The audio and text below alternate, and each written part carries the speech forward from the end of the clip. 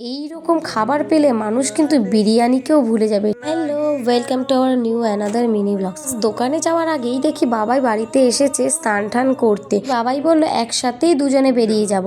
আর পমপমকে ওই যে বললাম আমার দাদা নিয়ে যায়, তো আজ দাদাকে ফোন করতেই দাদা বললো যে আমি তো অন্য ওদিকে কাজে রয়েছি, তুই পারলে একটু দিয়ে যা।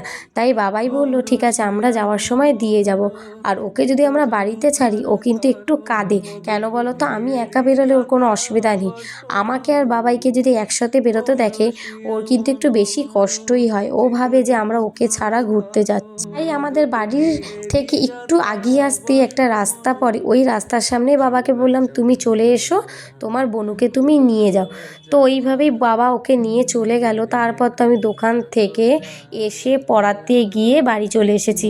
আর আজ যেহেতু আমি সকালে কিছু রান্না করিনি, কারণ আগের দিনের খাবার ছিল, মা বলেছিল যা ছিল গরম করে আমি খেয়ে নেব, তাই শুধু মায়ের জন্য সকালবেলা ভাত করেই রেখে গিয়েছিলাম।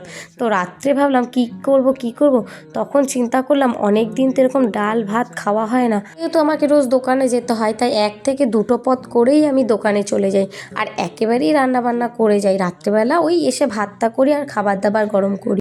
এসে মাকে না বলেই আমি এদিকে ডাল সেদ্ধ বসিয়ে দিয়েছি আর বেগুন আলু সেদ্ধ বসিয়ে দিয়েছি। তারপর মা বললো যে আমি তো ভেবেছিলাম আজকে চালে ডালে সব সবজি দিয়ে ফেনা ভাত খাওয়ার ইচ্ছা ছিল, তো আমি বললাম আমি যেহেতু ভাত বসিয়েই দিয়েছি, বললো ঠিক আছে তাহলে তুই তোর মতন কর।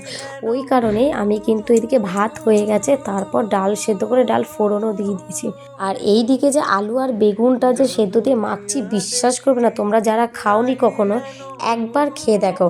আর এর মধ্যে যদি একটা টমেটো দিয়ে মাখতে পারো তাহলে তো কোনো কথাই হবে না। বেগুনের মাস্ট হচ্ছে শুকনো লঙ্কা ভাজা, টমেটো আর রসুন আর পেঁয়াজ ভেজে মাখা। উফ কি স্বাদ! প্রথম দিন যখন মেখেছিলাম শ্বশুর এত ভালো খেয়েছে, তারপর থেকেই আমি প্রায় সেদ্ধ ভাত করলেই কিন্তু আলু বেগুন সেদ্ধটা দিই। তুমি কি খাচ্ছ সোনা? আজকে আমার কাছে ভাত খাবে না, একা একা ভাত খাবে নিজের হাতে। কি খাচ্ছ? কোনটা? এটা কি? এটা কি?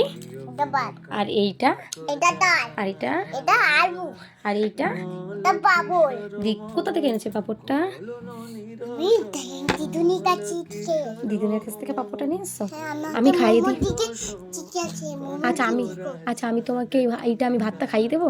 কেন? তুমি একা খাবে? আচ্ছা খাও।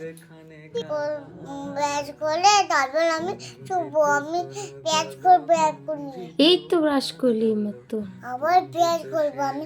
আমার মুখে থেকে গন্ধ বেরোবে, তারপর আমি ব্রাশ করব। তোমার মুখে গন্ধ বেরোবে? দুজনে এই মাত্র তো ব্রাশ করলে, আবার ব্রাশ করবে?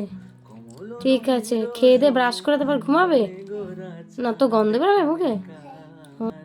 তারপর দেখো কথা বলতে বলতে কিন্তু আমার পুরো রেডি রান্না। ডাল, বেগুন আলু সেদ্ধ মাখা, আর হচ্ছে টমেটো মাখা, আর বেগুন ভাজা, তার সাথে এরকম একটা কাঁচা লঙ্কা আর একটু ঘি।